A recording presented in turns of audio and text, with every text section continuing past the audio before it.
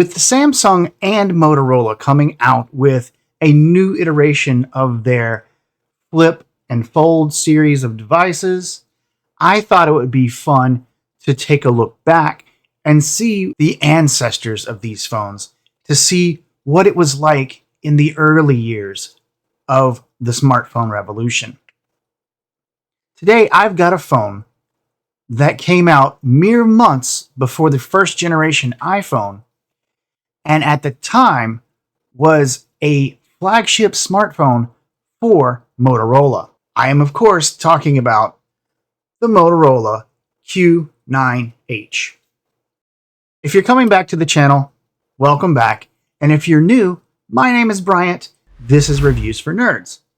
On this channel, I like to talk about all things tech. I review new devices when I have them, and sometimes I review old devices. Today, we're going to be looking at the Motorola Q9H, a phone that came out in 2007. So picture this, if you will. The year is 2007. The #1 rock song in the country is Linkin Park's What I've Done.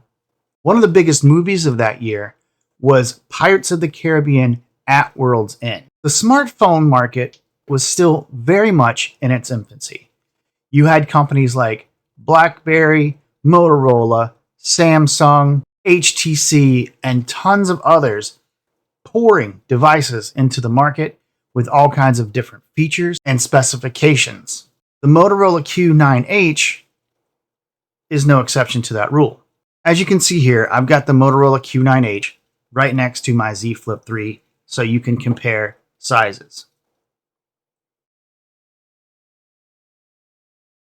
Sporting a 2.4-inch TFT non-touch display, a 2-megapixel rear-only camera,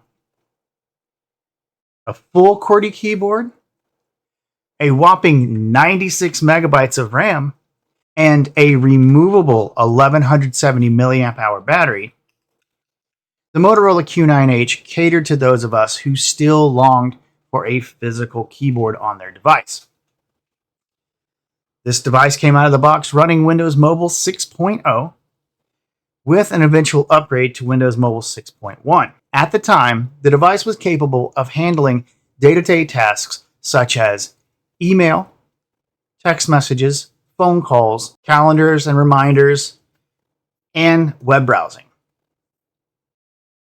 The device does not have Wi-Fi, so it relies solely on 3G capabilities. So back when I had a variant of the Motorola Q9H, one of the hardest things to do at the time was keep the battery charged.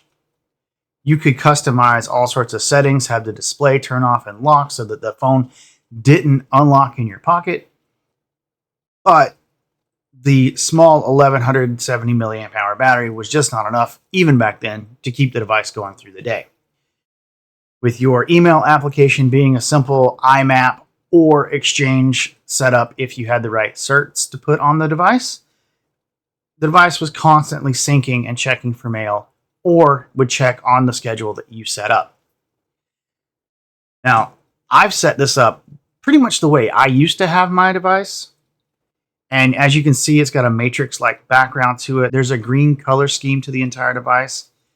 I don't have very many applications for it, but you can still get applications for the Motorola Q9H from specific websites, which I will link in the description below. I did put a SIM card in this for about a week, and I took it around and tried to use it. I could get phone calls. I could get SMS and MMS, so I could receive and send pictures. However, because of the upgrades in security for both email and web browsing, most of that was an utter failure. I could not find a web browser other than a version of Opera Mini for the Motorola Q9H that would work successfully. And when it did, it was so slow and it wasn't able to render hardly anything at all. So I'm going to consider that just a no-go. But I wanted to show you some examples of video and pictures that I've taken with the Motorola Q9H. Now, keep in mind, this is a 2-megapixel camera.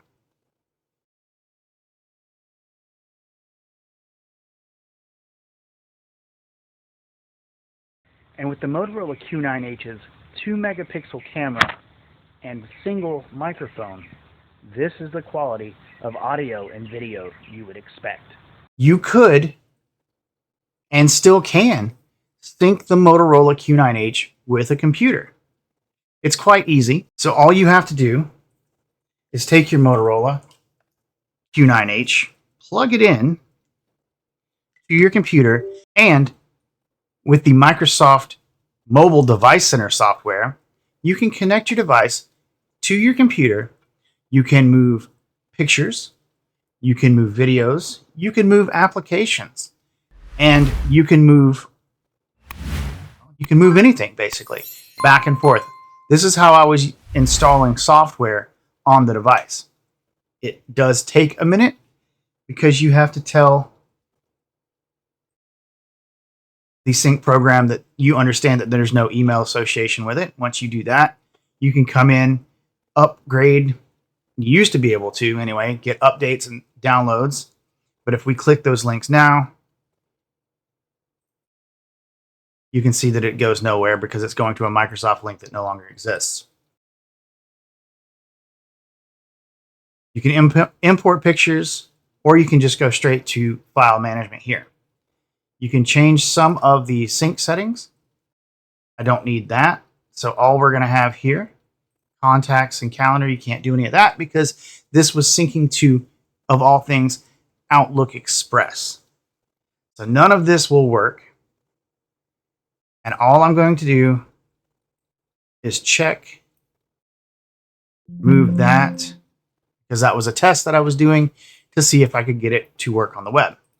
Click done and save, and that's it. Your phone would sync to your computer. Now, when I had the variant of this, I worked for Alltel, and I would literally have my laptop sitting there next to me at work all day long with the device plugged in, syncing things back and forth because my favorite thing to do at the time was to have ringtones on my phone. Ringtones will work just fine on here still today, but again, all I can use this for are texts and calls. That was just a very quick video on the Motorola Q9H. I hope you enjoyed going through this nostalgic journey with me. If you did, please share this video with someone who would also enjoy it. My name is Bryant. This is Reviews for Nerds. Have a great day.